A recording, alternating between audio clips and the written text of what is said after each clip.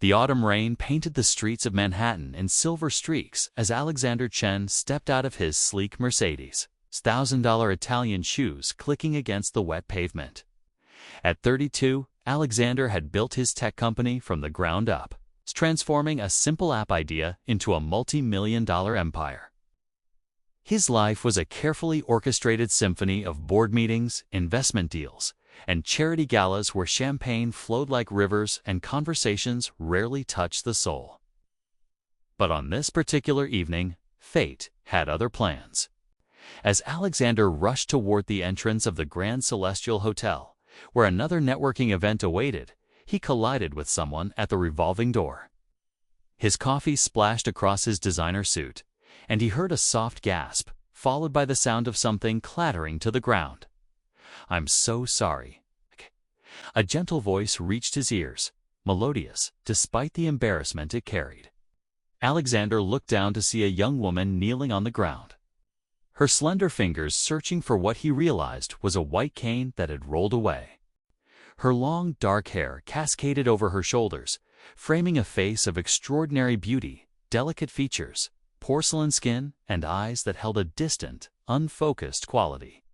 She wore a simple cream dress that somehow radiated more elegance than all the designer gowns inside the hotel. "No, please, let me," Alexander said, his irritation melting away. He retrieved her cane and gently placed it in her outstretched hand. Their fingers touched briefly, and he felt an inexplicable warmth spread through his chest. "Thank you," she said, her lips curving into a smile that could illuminate the darkest night. "I'm usually more careful, okay? I'm Elena, Alexander, and it was entirely my fault. I was rushing." He paused, studying her face, captivated by her serene expression. "Were you heading inside?"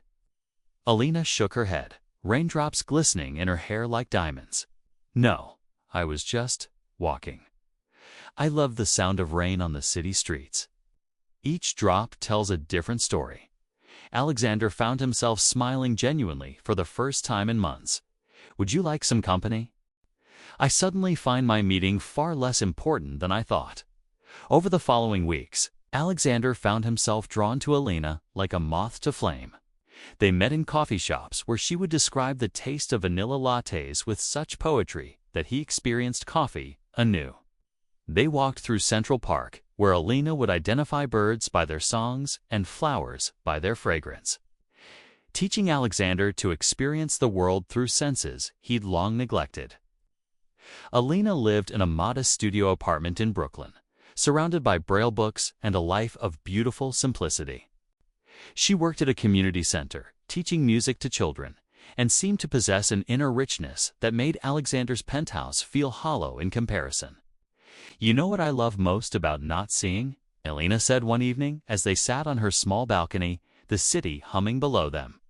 "I can't judge people by their appearances, their clothes, their material possessions.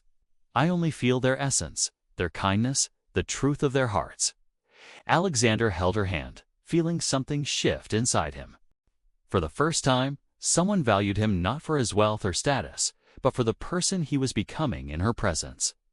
He found himself volunteering at the community center, laughing with children, and discovering that generosity brought more joy than any business deal ever had.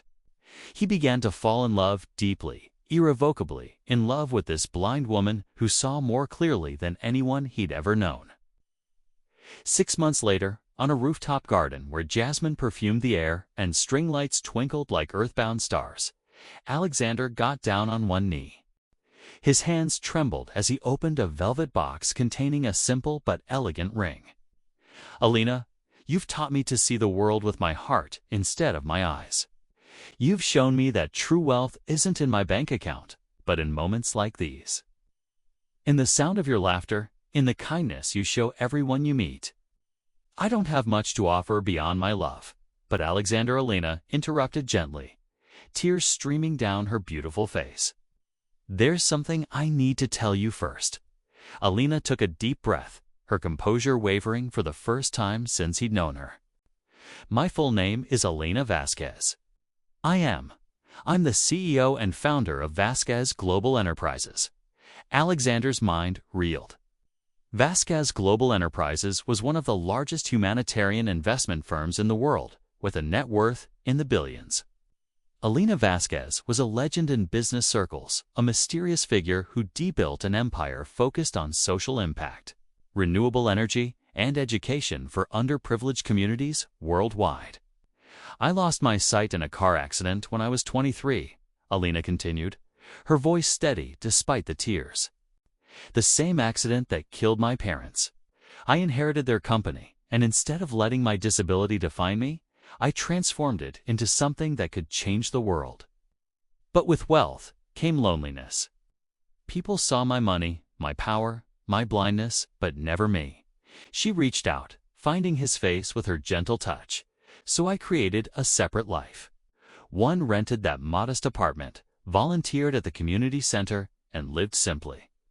I wanted to know if anyone could love me for who I am, not what I have.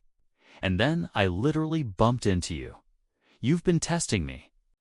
Alexander asked, his voice a mixture of shock and hurt. "No," Elena said firmly. "I've been protecting my heart. And in the process, I found yours. I watched you, felt you transform from a man rushing to pointless meetings into someone who reads to children, to describe sunsets to me for hours, who treats my community center kids like they're the most important people in the world.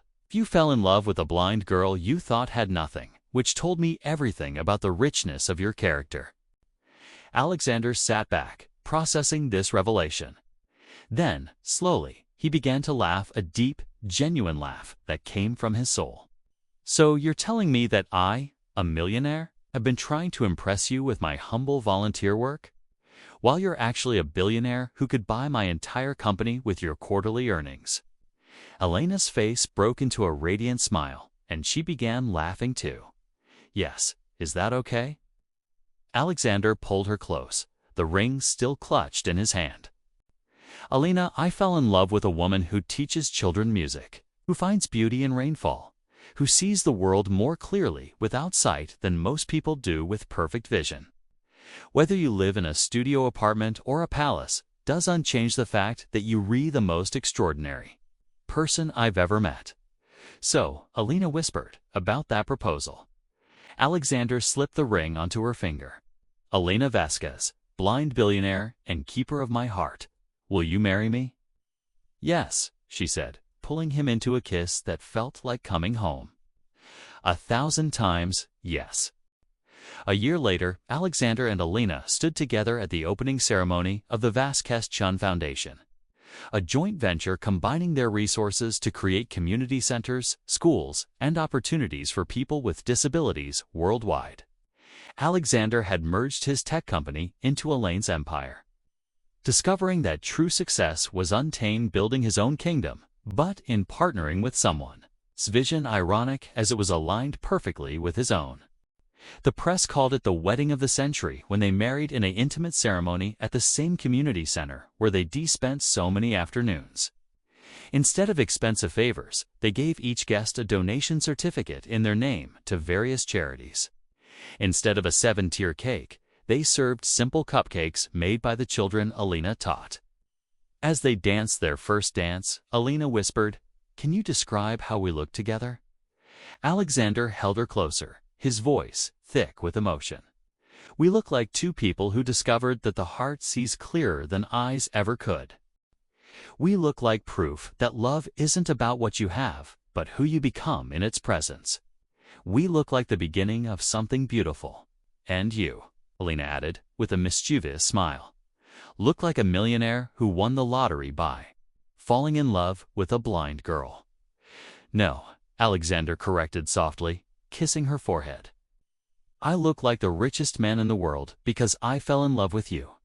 In a world obsessed with appearances and wealth, Elena and Alexander discovered the most profound truth, that real vision comes from the heart, that genuine wealth is measured in kindness, and that love sees no barriers, not blindness, not status, not the material trappings we think define us. Their story became a reminder that sometimes we must close our eyes to truly see.